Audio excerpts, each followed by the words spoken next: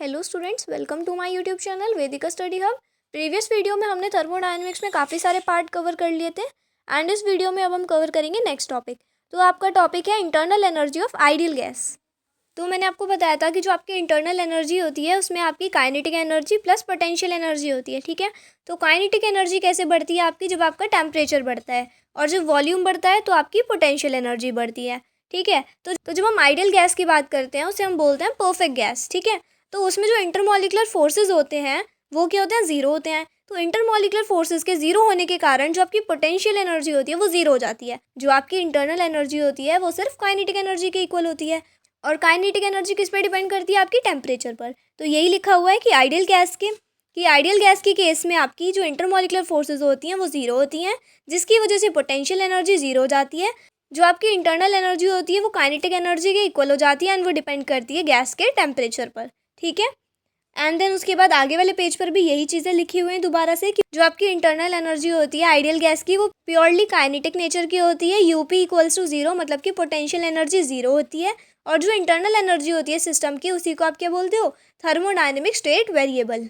उसके बाद आपका एक इंपॉर्टेंट पॉइंट लिखा है मैंने रेड पेन से कि अगर जो आपके मैक्रोस्कोपिक स्टेट वेरिएबल्स होते हैं, प्रेशर, वॉल्यूम एंड टेम्परेचर, अगर आप उन्हें चेंज करोगे तो आपकी रियल गैस की इंटरनल एनर्जी चेंज हो जाएगी। मैक्रोस्कोपिक स्टेट वेरिएबल्स को चेंज करने पर आपकी रियल गैस की इंटरनल एनर्जी भी चेंज हो जाती है। उसके बाद हीट एंड वर्क के डिफरेंस को मैं आपको समझा चुकी हूँ। हीट एक आपका एनर्जी ट्रांसफर का मोड है एंड वर्क भी आपका एनर्जी ट्रांसफर का मोड है। सिस्टम और सराउंडिंग के बीच जो टेम्परेचर डिफरेंस होता है, लाइक सिस्टम में अगर ज़्यादा है सराउंडिंग में कम है, तो उससे क्या होता है, आपका हीट का ट्रांसफर होता है। लेकिन वर्क में आपका टेम्परेचर डिफरेंस इन्वॉल्व नहीं करता। उसके बाद जो हीट है उसमें आपका रैंडम मोशन प्रोड्यूस होता है एंड वर्क में आपका ऑर्गेनाइज्ड मोशन प्रोड्यूस होता है। ऑर्गेनाइज्ड मोशन मतलब कि एक पैटर्न में मोशन होता है, ठीक है। उसके बाद हीट को आप क्यू से डिनोट करते हो, वर्क को डब्ल्यू से, एंड ये दोनों स्टेट वेरिएबल्स नहीं है। कौन से वेरिएबल्स हैं, पाथ वेरिएबल्स हैं। उसके बाद जो आपका सारा वर्क है वो कन्वर्ट हो सकता है हीट में, बट आपकी सारी हीट है वो वर्क में कन्वर्ट नहीं हो सकती। काफ़ी इंपॉर्टेंट पॉइंट है, ठीक है। तो ये भी याद रखना एक बार। उसके बाद आते हैं साइन कन्वेंशंस पे। तो साइन कन्वेंशंस काफ़ी ज़रूरी हैं, आपको आगे लॉज वगैरह पढ़ने हैं। लाइक आपका ज़ीरोथ लॉ है, फर्स्ट लॉ है। ज़ीरोथ लॉ मैं आपको समझा चुकी हूँ, फर्स्ट लॉ में साइन कन्वेंशन आएगा। तो साइन कन्वेंशन क्या कहता है, like heat absorb by system. System ने अगर हीट एब्जॉर्ब करी है तो इसमें क्या आएगा, पॉजिटिव साइन। लेकिन अगर सिस्टम में से हीट निकल रही है, ठीक है, heat given out by system, तो वहाँ नेगेटिव होगा। तो इसे इजी तरीके से याद करो, अगर एब्जॉर्ब हो रही है तो पॉजिटिव, अगर बाहर निकल रही है तो नेगेटिव, ठीक है। जो चीज़ अंदर जा रही है, एब्जॉर्ब हो रही है, ठीक है, तो उसे क्या करेंगे हम, पॉजिटिव चीज़ बोलेंगे। लेकिन जो बाहर आ रही है तो नेगेटिव, ठीक है। जो हमारी नेगेटिविटीज़ होती हैं उन्हें बाहर निकाल देना चाहिए, तो जो चीज़ बाहर जा रही है वो नेगेटिव, ठीक है। उसके बाद वर्क डन बाय सिस्टम। अगर सिस्टम काम कर रहा है तो उसकी खुद की एनर्जी यूज़ हो रही है तो पॉजिटिव। अगर सिस्टम पर काम हो रहा है तो इसका मतलब क्या है, negative. Work done on a system negative होगा, अगर सिस्टम वर्क कर रहा है तो पॉजिटिव होगा। उसके बाद अगर आपकी इंटरनल एनर्जी सिस्टम की इंक्रीज़ हो रही है तो पॉजिटिव, और अगर डिक्रीज़ हो रही है तो नेगेटिव। डिक्रीज़ होना मतलब कम होना, नेगेटिव। अगर इंक्रीज़ हो रही है तो पॉजिटिव। तो इन साइन कन्वेंशंस को याद रखना। अब आता है आपका next topic, first law of thermodynamics. तो ये क्या कहता है कि अगर आपकी एनर्जी है तो वो ना तो क्रिएट होगी ना वो डिस्ट्रॉय होगी, ठीक है। Energy can neither be created nor be destroyed, but it can be converted from one form to another. Energy ना तो आपकी क्रिएट हो सकती है ना डिस्ट्रॉय हो सकती है, केवल वो एक फॉर्म से दूसरी फॉर्म में क्या हो सकती है, कन्वर्ट हो सकती है।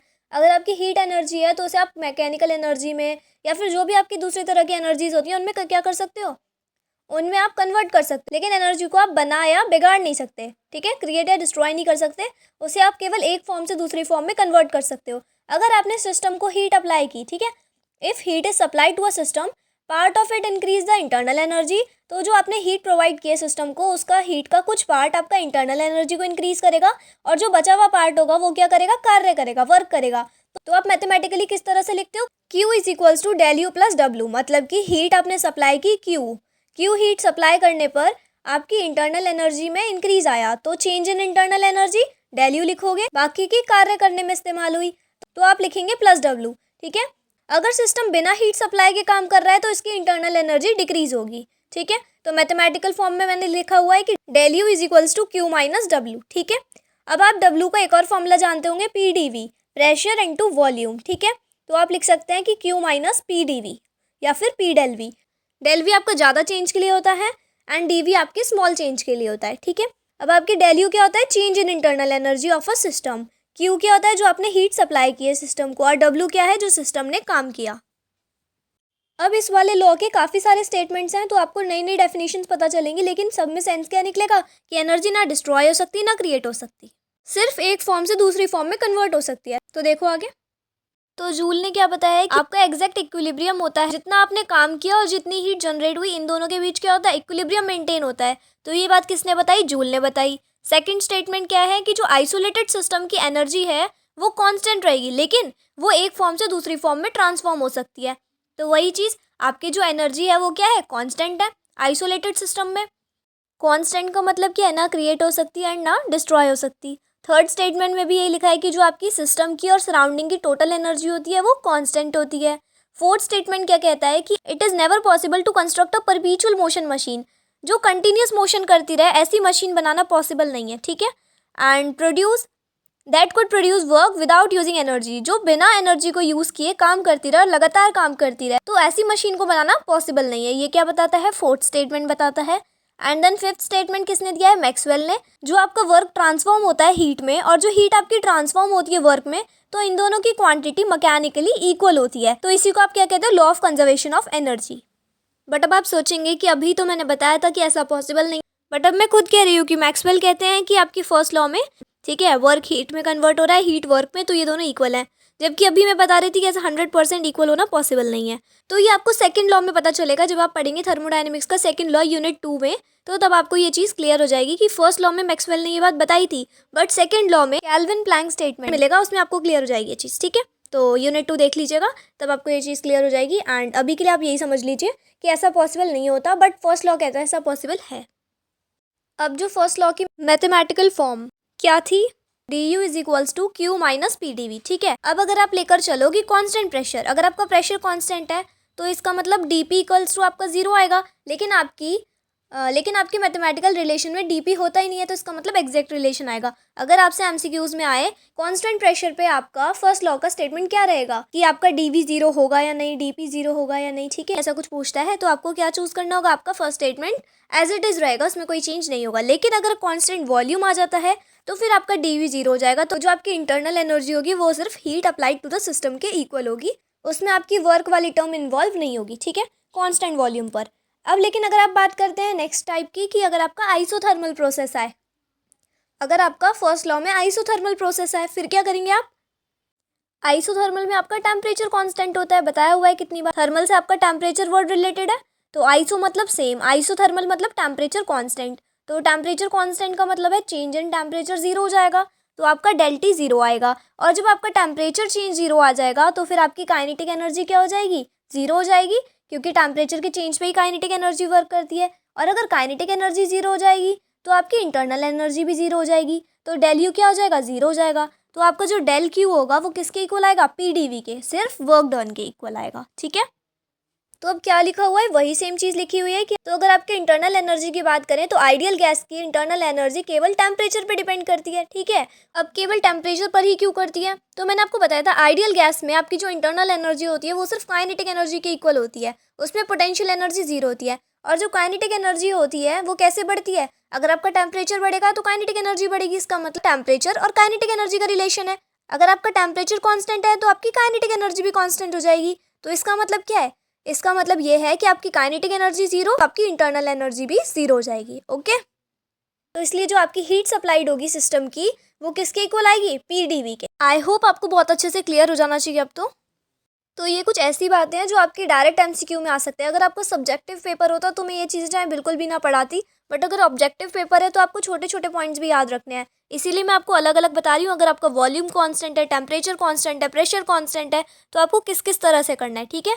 अब बढ़ते हैं आगे नेक्स्ट टॉपिक पर।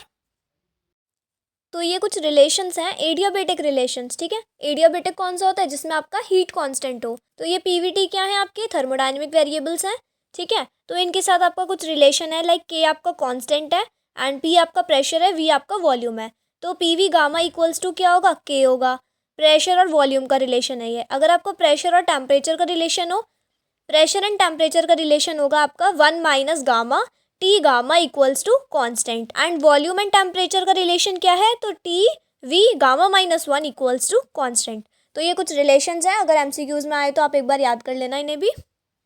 अब आपका आज का लास्ट टॉपिक है इंथैल्पी, ठीक है। इंथैल्पी को आप डिनोट करते हो एच से, इसको आप 2-3 तरह से बोलते हो, एंथैल्पी या फिर हीट एंथैल्पी या फिर हीट कंटेंट। तो इसका फॉर्मूला क्या होता है, H=U+PV। ठीक है, अगर आप प्रेशर को कांस्टेंट लेते हो तो आपकी जो हीट कंटेंट होती है सिस्टम की वो किसके इक्वल होती है, सम ऑफ इंटरनल एनर्जी के और प्रेशर वॉल्यूम एनर्जी के।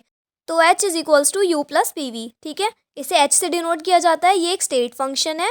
स्टेट फंक्शन क्या होता है, पाथ इंडिपेंडेंट होते हैं, सिर्फ किस पे डिपेंड करते हैं, इनिशियल एंड फाइनल पॉइंट्स पे। अगर आपको चेंज इन एंथैल्पी निकालना हो तो आप क्या लिखोगे, डेल H लिखोगे, जिसमें आपको H1 एंड H2 लिखना होगा। H1 क्या होगा आपका इनिशियल स्टेट की एंथैल्पी एंड H2 आपकी फाइनल स्टेट की एंथैल्पी। इन दोनों को माइनस कर दोगे। फॉर्मूला आपको पता ही है, H=U+PV। H1 के लिए U1 P1 V1 हो जाएगा, H2 के लिए U2 P2 V2। ठीक है, दोनों को सब्ट्रैक्ट कर दोगे आप तो U2 माइनस U1 आ जाएगा, P2 V2 minus P1 V1। P2 V2 minus P1 V1 आपका डेल PV हो जाएगा, मतलब change in pressure volume energy, and U2 minus U1 आपका चेंज इन इंटरनल एनर्जी हो जाएगा। तो यही क्या है आपका चेंज इन एंथैल्पी। ठीक है, एंड आपका CP CV का रिलेशन क्या होता है, तो CP minus CV equals to R। R क्या है, गैस कांस्टेंट, CP आपका प्रेशर है, CP आपका कांस्टेंट प्रेशर एंड CV आपका कांस्टेंट वॉल्यूम है। फिर आइडियल गैस इक्वेशन बता चुकी हूँ, इक्वेशन ऑफ कंटिन्यूटी जब पढ़ाई थी, तो PV इक्वल्स टू nRT। ठीक है, तो अभी तक के लिए इतना ही। नेक्स्ट वीडियो में मिलेंगे कार्नोट साइकिल के साथ, एंड वो आपका मोस्ट इंपॉर्टेंट टॉपिक होगा, तो मिस मत कीजिएगा। And thanks for watching. अगर वीडियो पसंद आती है तो चैनल को सब्सक्राइब कर लीजिएगा, एंड अगर आपने व्हाट्सएप चैनल अभी तक भी ज्वाइन नहीं किया है तो लिंक आपको डिस्क्रिप्शन मिल जाएगी, ज्वाइन कर लीजिएगा। Bye guys.